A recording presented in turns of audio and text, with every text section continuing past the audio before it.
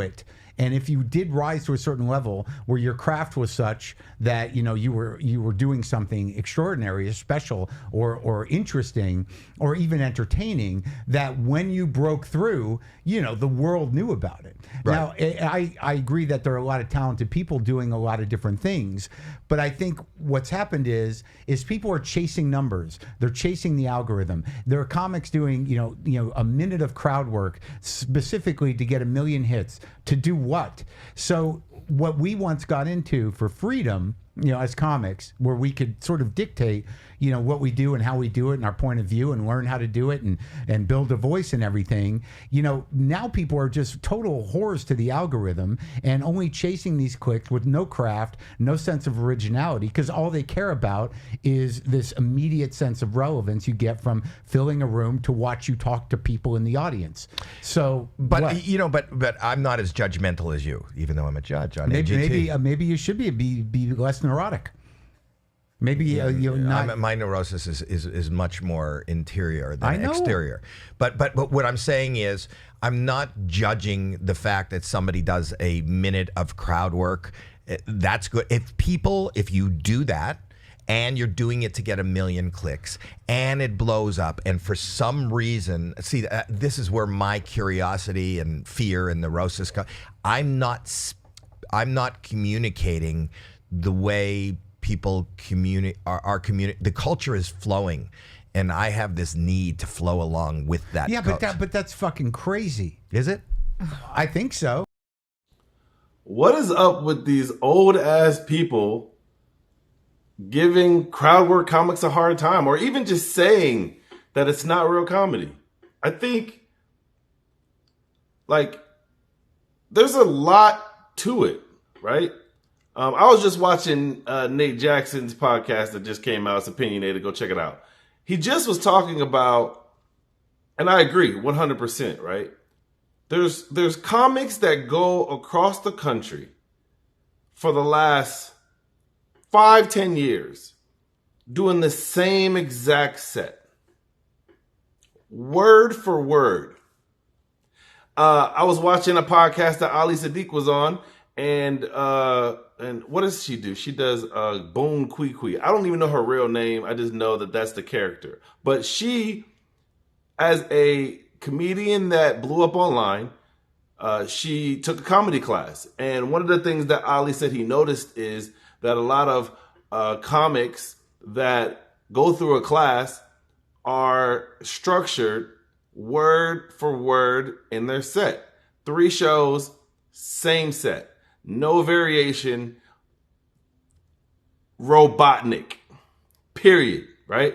And Nate was saying that this is more easy because you come up with these sets, you come up with these ideas, and for years upon years, you go across the country and you say the same set. And now let's say you're a newer comic and you go around the country and you say the same set. That's more easier than doing crowd work at a high level. You're in the moment right now. Now, do I think that some of the podcast, not podcast, I'm sorry. Do I think that the crowd work questions are repetitive? I do. So, what'd you do for a living? How long you been married? Those types of questions, yes, we can get past those. There's so much more to dig into, right? And there's certain comics that are good at it. There's certain comics that are extremely well, like Nate Jackson, BT Kingsley is fucking phenomenal. Matt is good at it. Now after that, it falls off for me, right?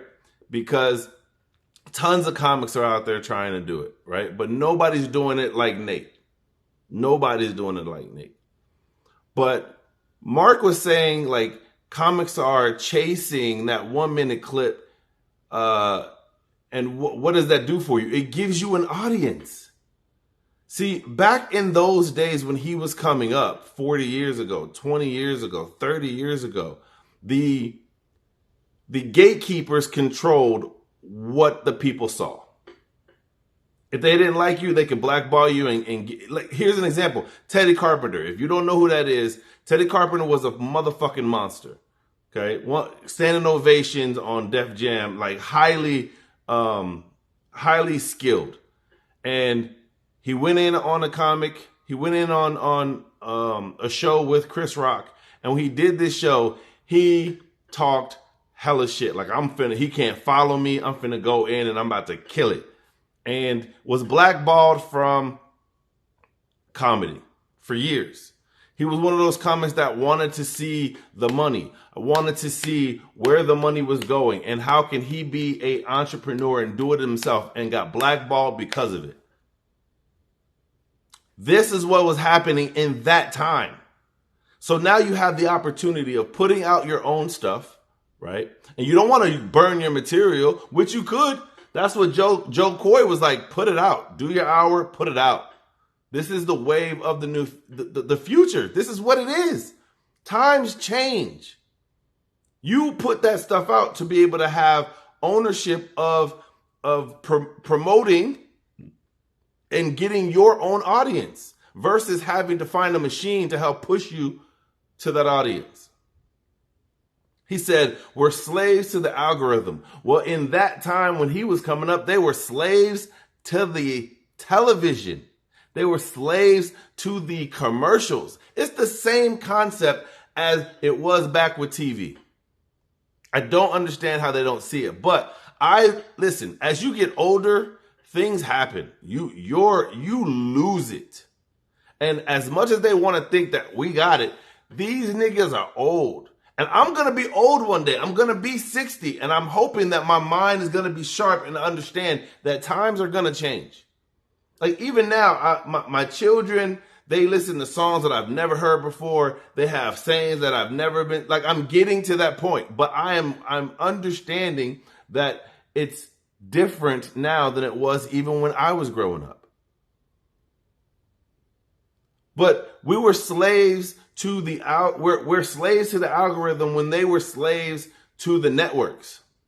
They wanted to do whatever they could do to get on these networks, to get an HBO special, to be able to get Just for Laughs, to get a holding deal. This is the time of the past. The time of the future is creating your own opportunity, creating your own way. So if you go out there and you do crowd work to put up, some clips, I would just hope that your whole act isn't crowd work. Now, Mark would have a very valid point if comics were only up there saying, for the whole hour I'm doing motherfucking crowd work. I'm not doing no material. Then you would have a point. But it's the wild, wild west, and people can get their own following based off of the information that they are putting out to the world. And I'm all for it. So what I would say is that as you get older, please don't give these younger people a hard time. Either you get with the program or you get out the way. That's it.